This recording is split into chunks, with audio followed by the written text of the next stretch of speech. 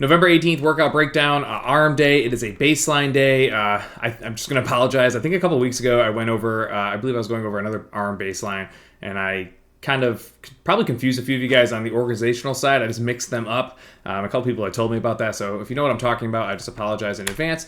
30 rounds. So this baseline, as I've said in previous videos, I try really hard to find a baseline for kind of each modality or niche of fitness or training. And this one kind of targets transitional pieces, ping-ponging, and your ability to move between exercises really quickly. From a training perspective, obviously we're going to hit, the conditioning. 30 rounds is a ton. Like, you're doing 15 rounds of each of these. So like the volume is going to add up, especially depending on the weights that you choose on the individual level.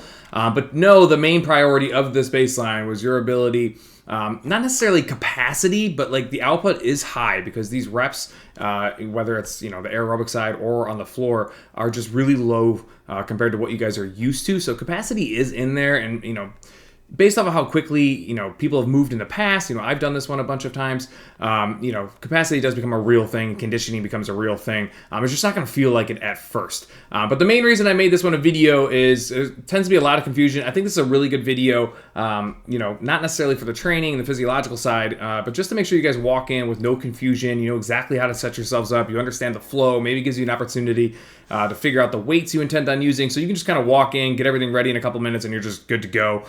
And it's smooth sailing, and you're not wasting any time in the middle of it, constantly looking up at the whiteboard, or the monitors all the time, trying to remember where you're at. So step one is to take your whiteboard and write round 1 through 30 on a whiteboard. Like, I would do numbers, not tallies. Numbers give you the opportunity, if you do get lost, you forget what round you're on, you can always use the even and odd based off the numbers. Like, hey, I just got done with belly burpees. I forgot to mark a round. Like, you just came off belly burpees, right? So you know that you need to be going into an odd round, right? You just finished an even. So if you missed a round or two, you'll be like, all right, well, I know I did the round before that and I didn't track it, and I just missed this round, so I can write it off. I know the next round is round 17, right? That's odd. I know where I am. Again, I'm speaking from experience. Like, I remember distinctly doing this and taking 30 seconds, which stinks. You lose a little bit of time at the baseline. But with tallies, you have no way to figure that out. It's just a bunch of marks. So the even and odd is there for a purpose. I would highly promote that you guys set that up. Regarding the training side, it's just ping-ponging. Like, you guys are just moving so fast. It works really well on arm day because the agonist-antagonist side of this, the physiological side of this, again, being like biceps and triceps have no play on one another. So it's a great day to throw something in here where you're just constantly back and forth, back and forth, back and forth, because you can go one muscle on, one muscle off, one muscle on, one muscle off, as you work your way through this. And it's kind of cool because, again, everything is so short. You want to be hyper aggressive out of the gate, and then you get 14 rounds in, you're like, oh boy, this stuff is starting to add up. The intensity level is adding up. Maybe I'm not as conditioned, or I don't have the capacity or threshold I thought I did. I maybe need to lower my level of output just a little bit in order to keep going. But you're going to take your whiteboard, 1 through 30, put it on your rower or near your rower, because you walk by your rower every single time. So every time you guys do that, you can pick a direction, you can wipe it off. You know exactly where you are. It takes literally 1 second. Just bend over, wipe it off, and keep going. So you'll always know where you are. And then you guys also need to decide the weights. And this is the big one, right? You gotta, if you've done this in the past, you obviously, maybe not obviously, I'm hoping you have something written down or tracked.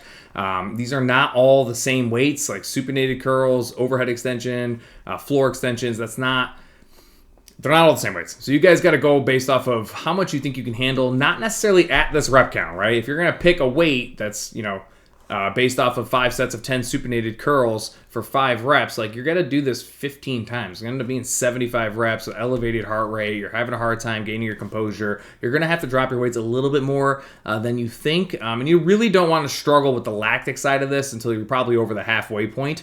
You're really just focused on ping-ponging and moving as quickly as you can, as efficiently as you can. With the integrity of each movement staying intact, which is a obviously big caveat to all fitness, but definitely during baselines when people feel like they're under a time crunch. You will notice the floor extension, why is that not being done on the bench? Well, the benches are often used for chin-ups, so things like that you need to take into consideration. I know people would like to prefer to do those on the bench, but you do got to go down to the floor, roll yourself over, and go straight into belly burpees. The tricep stuff and the even rounds adds up. really fast, right? Overhead extension meant to be pretty heavy. Floor extension, you drop your weights, but it's 12 reps, essentially a superset. And then you got to go into 3 belly burpees, which again is pushing, which is more triceps as a synergist.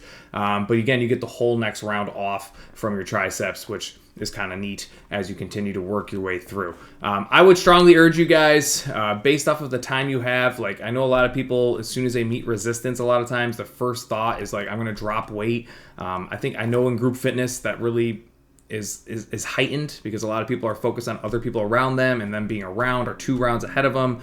We get a little bit anxious and we feel like we're behind. I would urge you to not drop weight and just work your way through, unless you get to a point where you literally like can't do a rep, right?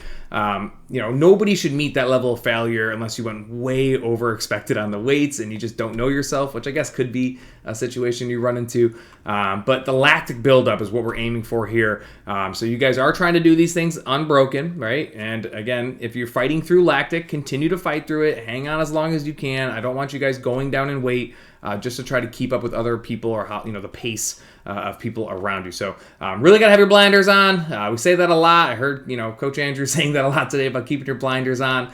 I know it's tough for some people, but it's definitely in the best interest for you guys. If you guys have any questions, obviously let me know. Hopefully I went over that well enough for you to be able to walk in and just kind of know exactly what to expect.